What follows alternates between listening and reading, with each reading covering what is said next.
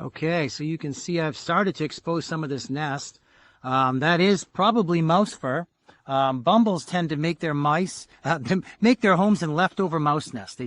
Usually a mouse goes in and leaves behind a mass of fur and stuff. The bumbles tend to like that. They like insulation too. But you can see that yellow stuff. I've already disturbed their nest a little bit. That's some of the pollen that they bring in to feed their babies. All right, there's the bumblebee nest.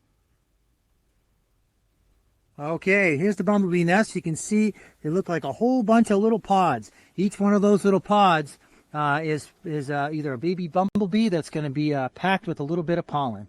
So we Save Bees. You can see they found this leftover mouse nest and they moved it aside and there it is. There we go. Here is the bumblebee nest. There's a couple of ones that have hatched out there. It's not nice and organized like a honeybee hive. That one, I don't know what. I think I disturbed him too early. Up here they come.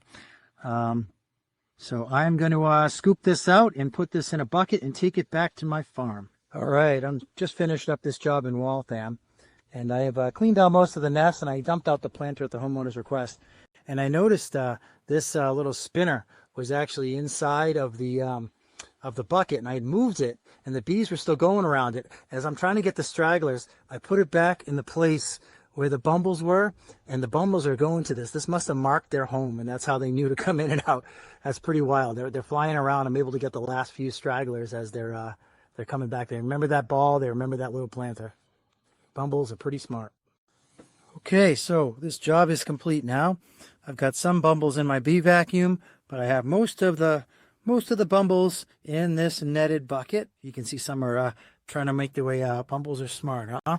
I got a light in there. You can see the rest of the hive and the queen's in there checking on the eggs.